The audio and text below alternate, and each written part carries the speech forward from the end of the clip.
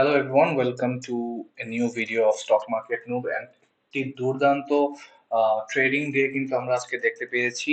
গতকালকের যে একটা হিডেন সেল প্রেসার ছিল, তারপরও যে 50 পয়েন্ট পজিটিভ হয়েছিল সেটা নিয়ে আমাদের একটু দুশ্চিন্তা ছিল, সেটা ডিসএগ্রি করব না। বাট আজকে সব ধরনের টেকনিক্যাল অ্যানালাইসিস বলেন বা পলিটিক্যাল সিচুয়েশন বলেন, এনিথিং সবকিছুকে বুড়ো আঙ্গুল দেখিয়ে ধ্বংস করে দিয়েছে আজকের রেজিস্ট্যান্স।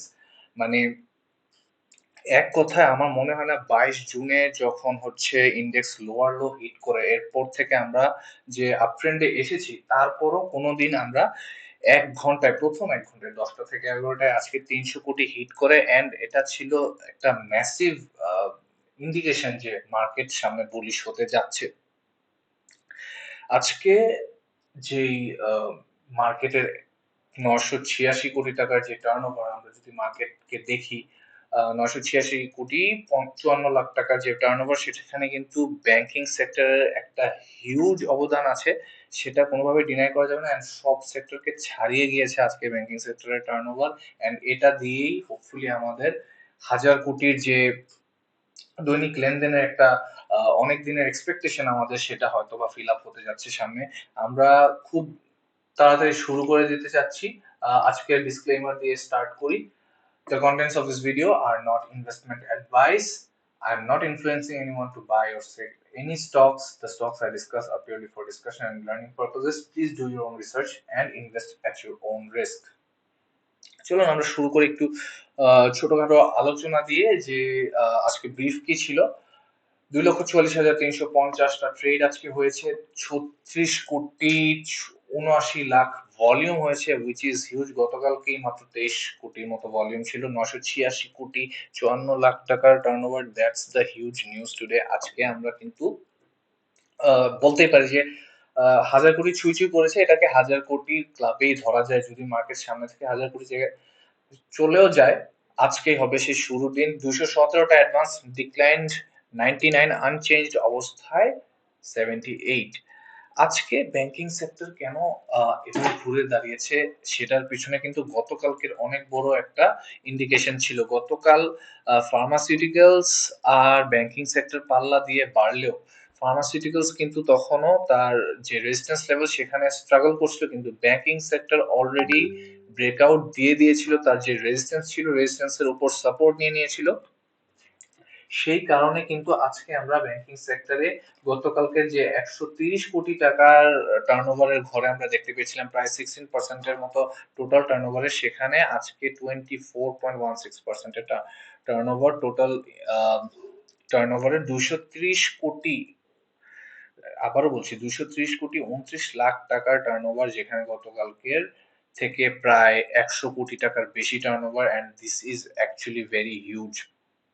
ফার্মাসিউটিক্যালস কিন্তু আগে জেগে আছে, ফার্মাসিউটিক্যালস 134 কোটি, আর ব্যাংক আজকে সেই যেখানে পাল্লা দিচ্ছিল সেখান থেকেই 100 কোটির বেশি টার্ন ওভার করে আজকে মার্কেটকে অনেক বেশি ঘুরিয়ে দিয়েছে। অ্যান্ড যে ক্যান্ডেল তৈরি করেছে পজিটিভ, সেটা আসলে রেজিস্ট্যান্স লেভেলকে ভেঙে চুরে চলে গেছে। অ্যান্ড হচ্ছে আমাদের যে প্যাটার্ন আমরা ধরে রেখেছিলাম, আমরা যদি আমাদের প্যাটার্নটা আবার ফলো করি, যে আমরা একটা মার্কেটিং সরি ইন্ডেক্সের যে চ্যানেল ছিল, যে চ্যানেলটাকে ধরে আমরা আগাচ্ছিলাম, সেটাকে অ্যাকচুয়ালি আজকে ছিঁড়ে ভেঙে বের হয়ে গিয়েছে। আজকে যদি আমরা আওয়ারলি ইন্ডেক্সের চ্যানেলটা দেখি, আমরা এই চ্যানেলের শুরুটা ধরেছিলাম 25 জুন থেকে। 25 জুন থেকে এই চ্যানেল ধরে কিন্তু আপওয়ার্ড মোমেন্টামে ছিল। অ্যান্ড আজকে সকাল 10টায় প্রায় আই থিঙ্ক 10:30টার দিকে এই চ্যানেল ভেঙে উপরে উঠে যায়, হালকা একটু কারেকশন হয়, দেন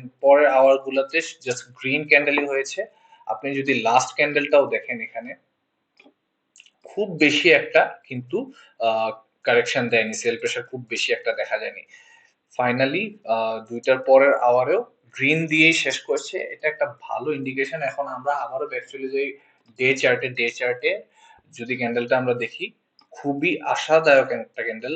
যে পরিমাণ লম্বা এই ক্যান্ডেলটা, সেই হিসেবে কিন্তু এটার যেই ছোট অংশটা ওটা খুব বেশি না।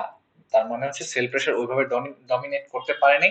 অ্যান্ড যেভাবে আমরা 5,377 86 এই লেভেলের যেই রেজিস্ট্যান্স গুলো আছে সেটা নিয়ে আমরা যেভাবে ডিসকাস করছিলাম, সেটা আমার কাছে এখন আর খুব বড় প্রবলেম মনে হচ্ছে না। এখন আমরা যেহেতু অনেক বড় ভলিউমে উঠে গিয়েছি, আমরা হিস্টোরিক্যালি ইম্পর্টেন্ট যেসব রেজিস্ট্যান্স লেভেল আছে শুধুমাত্র সেগুলো নিয়ে কথা বলবো।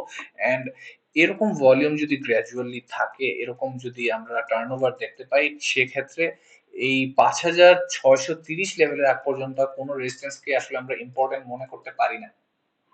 আমরা হিস্টোরিক্যালি ইম্পর্টেন্ট রেজিস্ট্যান্স কোনগুলাকে দেখি, সেটা হচ্ছে দেখুন, এখানে 2024 সালের জুলাই মাসে একটা রেজিস্ট্যান্স ছিল, সেখানে পরে যখন উঠে যায় আহ, ইয়ের পরে গণঅভ্যুত্থানের পরে যখন মার্কেট আবার একটা বড় টার্ন নেয়, সেখান থেকে কিন্তু এখানে কয়েকবার রেজিস্ট্যান্স হয়ে যায়, প্রায় 3 বার এখানে রেজিস্ট্যান্স ধরা পড়ে, এরপর মার্কেট ব্রেকডাউনে যায়।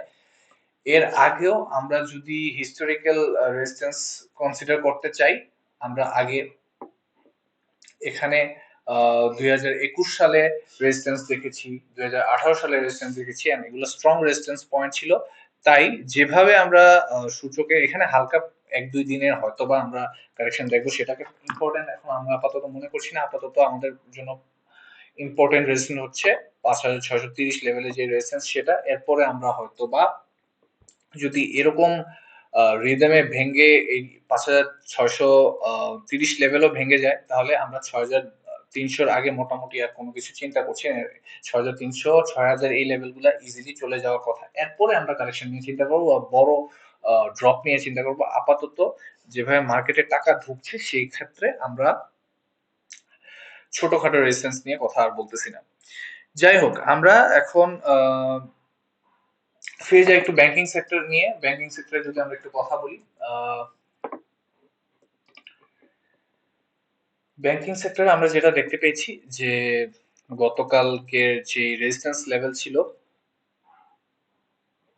15.4 এর, সেটাকে উপরে এটার উপরে অলরেডি চলে গিয়েছিল 21 তারিখে, কিন্তু কনফার্মেশনটা আমরা পাই আসলে 22 তারিখ যে এটার উপর ঘুরে দাঁড়িয়েছে আজকে। কিন্তু 16 যেটা আমরা ছোট একটা ইয়ে ধরছিলাম, 16 লেভেলে যেটাকে আমরা ছোট একটা রেসিস্টেন্স ধরছিলাম, সেটাকে আর পাত্তাই দেয়নি। সেটাকে উঠে প্রায় 16.5 পর্যন্ত ঘুরে এসে 16.2 তে শেষ করেছে। এন্ড আই ডোন্ট থিঙ্ক এটা খুব বড় একটা প্রবলেম। এখন 16.8 হবে ব্যাংকিং সেক্টরের জন্য চ্যালেঞ্জের জায়গা, বাট ভলিউম যদি এভাবে বৃদ্ধি পেতে থাকে, আসলে ব্যাংকিং সেক্টর খেলা যে কখন শেষ হবে সেটা বলা ডিফিকাল্ট হচ্ছে এখন। আমরা আসি ওভারঅল মার্কেটের কথায়। আমরা ওভারঅল মার্কেটের কথা যদি চিন্তা করি, ওভারঅল মার্কেটে কি হচ্ছে দেখুন। ব্যাংকিং সেক্টরে যে টার্নওভার, ওই টার্নওভারের কাছে ফার্মাসিউটিক্যালস যেতেই পারেনি। সো জিনিসটা কি হয়েছে যে এতদিন পাল্লা দিয়ে যাচ্ছিল ফার্মাসিউটিক্যালস আর ব্যাংকিং সেক্টর, কিন্তু আজকে ব্যাংকিং সেক্টর সাডেনলি 100 কোটি, 110 কোটি বেশি টার্নওভার হয়ে গেছে। এই এক্সট্রা টাকাগুলো কোথায় আসছে? আসছে কারণ হচ্ছে যে স্মার্ট ইনভেস্টররা আছে বা ক্ষুদ্র বিনিয়োগকারীদের পার্টিসিপেশন বলুন, তারা কিন্তু এরই মধ্যে যে একটা কারেকশন আমরা দেখতে পেয়েছি, কারেকশন বলতে স্লাইট সেল প্রেসার, যেটা আমরা যদি ব্রড ইন্ডেক্সে দেখি, আহ, এই পার্টটায় এই পার্টটায় আমরা বলেছিলাম যে এখানে কারেকশন হচ্ছে। কারেকশন বলতে কালেকশন হচ্ছে।